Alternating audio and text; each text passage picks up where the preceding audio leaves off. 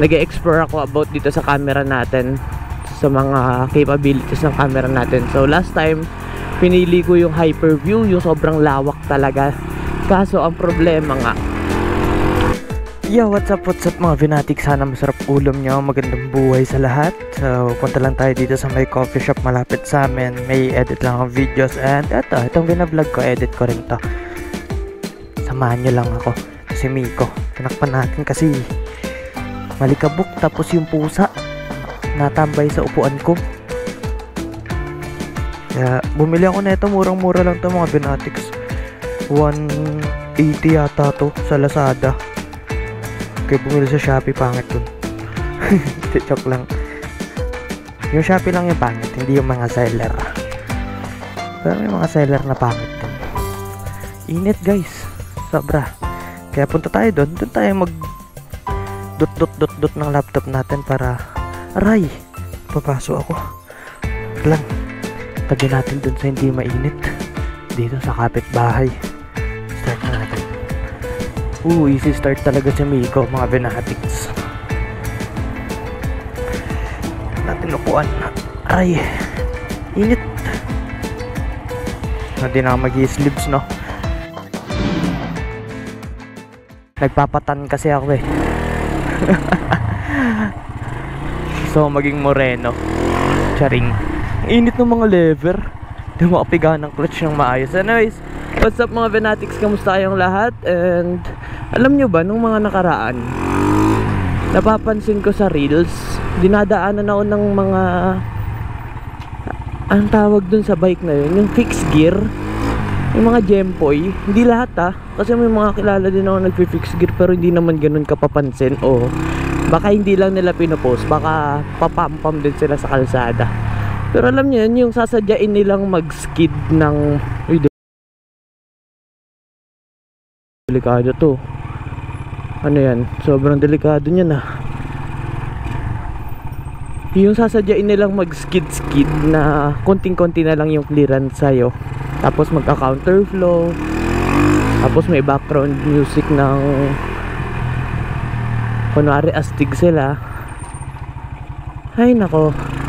Nakaraan e-bike ang problema, ngayon may bike pa din. Tapos pag dinaanan mo yung bike lane nila, ay nako.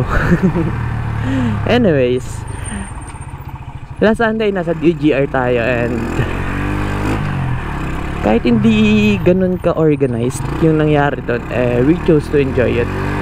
Salamat sa mga nakasama namin na mga club, South Retro Moto, Nameless Classic Club, KKK, Kapatiran, ano pa bang mga kasama doon, Disipulo, syempre Retro Boys Laguna. Thank you kuya, Retro Boys Laguna. And then dami namin nun sa Batulaw ba yun? Balutaw.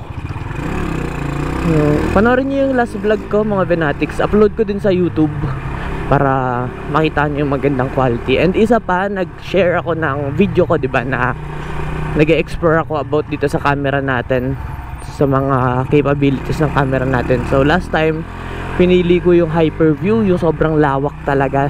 Kaso ang problema nga, nagwa-warp yung gilid, may distortion. Na nag-comment doon yung isang, hindi ko alam kung subscriber natin, basta isang user sa YouTube, na ayun nga, nagwa-warp. Maganda yung quality niya, kaso nagwa-warp sa kaliwat kanan, wherein medyo nakakahilo.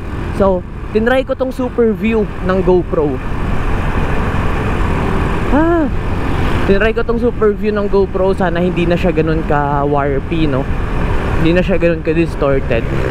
Pero kasi ang gusto ko yung nakikita nyo din kung ano yung nasa side mirror ko. Nung itim ko na, shit. Oh, let's go. Okay lang, maitim, nasa Pilipinas ako. Ako'y isang Pinoy, may pusong cheesecake. Pinoy ako. Pag mga ganito, mga Venatics, huwag nyo nang overtaken. Kahit sabihin yung malaki-laki yan, kasi baka yung nasa likod, ano ba, yung motor na nasa likod, pareho kayo ng utak, pareho kayo ng mindset na sasabihin niya, malaki pa, overtake din ako. Tas ako ganun din, malaki pa, overtake din ako. Hindi kami nagkasalpukan, di ba? So, kailangan hindi lang isipin mo din talaga kung ano yung iniisip ng mga nakakasalubong mo tsaka nakakasabay mo sa kalsada. And yun, malapit na mag 2,000 followers sa Facebook and 1,000 subscribers sa YouTube. Grabe naman yan.